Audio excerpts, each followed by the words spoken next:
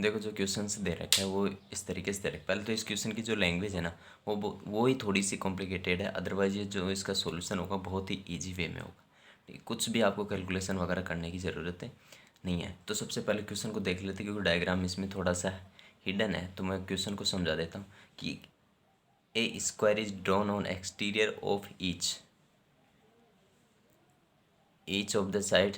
एक रेक्टेंगल है जिसकी साइड क्या है, एक तो 6 इंच है और एक 8 इंच है।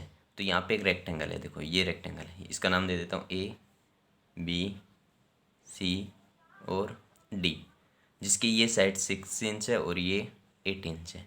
अब क्या कर रहा है कि इसके ईच साइड पे उस स्क्वायर बना रहा है। जैसे इस पे बना रहा है तो इसकी साइड कितनी होगी 8, इस पे इस साइड पे ये इधर स्क्वायर बना दिया तो इसकी साइड कितनी होगी 6। और इस पे भी ये भी 8 है तो इस पे जो स्क्वायर बनाया, देखो ये स्क्वायर बना रखा है तो ये भी 8। ठीक, उसके बाद ये 8। अब ये बोल रहा है कि यदि इन जो स्क्वायर्स बने हैं साइड पे एक्सटीरियर पे, उनके सेंटर को मैच करें तो एक क्वाड्रिलेटर बन रहा है। ये बन रहा है पी क्यू आर और एस। तो इसका एरिया क्या होगा इन चीज़ में। तो मैं अब क्वेश्चन को हाइड कर लेता हूँ क्योंकि डायग्राम पूरा शो करना है मेरे को। यहाँ पे देखो अब क्या हो रहा है।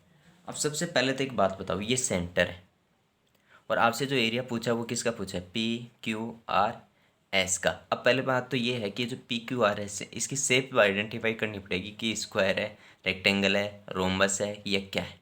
ठीक, यदि वो पता चल गया तो इसका एरिया अपने को बहुत ही ईजी वे में आ जाएगा। तो अब देखो एक चीज़, ये यदि आपके पास सेंटर में, और सेंटर को यदि हम यहाँ से मिलाते हैं तो ये एंगल कितना डिग्री का आता है स्क्वायर में 45। ये भी 45, ये भी 45 और ये भी 45। इसका मतलब ये जो एंगल है वो कितना डिग्री का आया 90 डिग्री का। ठीक, सेम इसी तरीके से ये एंगल भी कितना डिग्री का आएगा 90 डिग्री का, ये एंगल भी 90 डिग्री का और ये एंगल भी 90 का।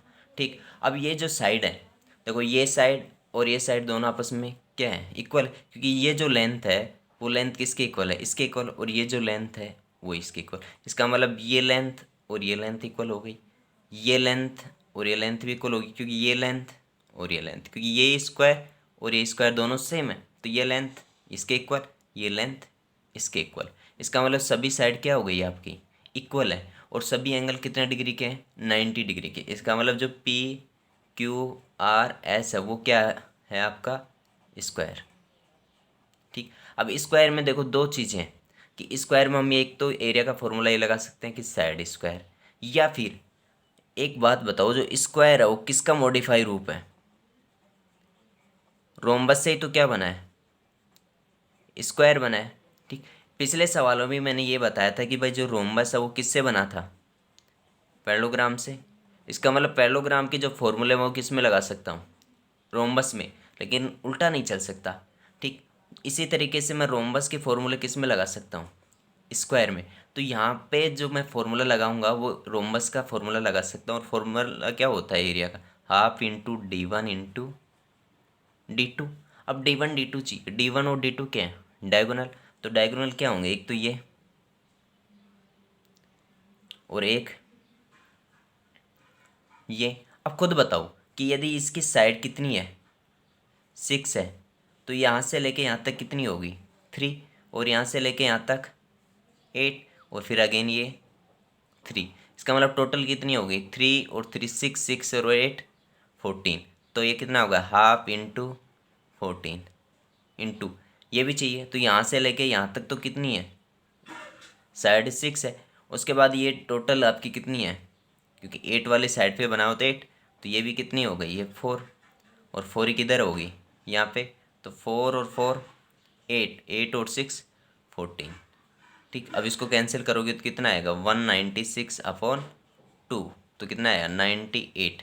ये किस में आएगा स्क्वायर इंच। इस तरीके से आपको इनमें देखो, इसमें कॉम्प्लिकेटेड इसलिए लग रहा होगा आपको कि इसकी साइड फाइंड करो वो करो। आप इन फॉर्मूले को यूज़ करना सीखो कि ये जो देखो ऊपर वाली जनरेशन है उसके फॉर्मूले हम नीचे वाली जनरेशन में यूज़ कर सकते हैं, लेकिन नीचे वाली जनरेशन में ऊपर वाले फॉर्मूले यूज़ नहीं कर सकते। तो ये सवाल बहुत ही ईजी सा था, कोई कंटेस्ट में पूछा गया था मैथ काउंट्स के में।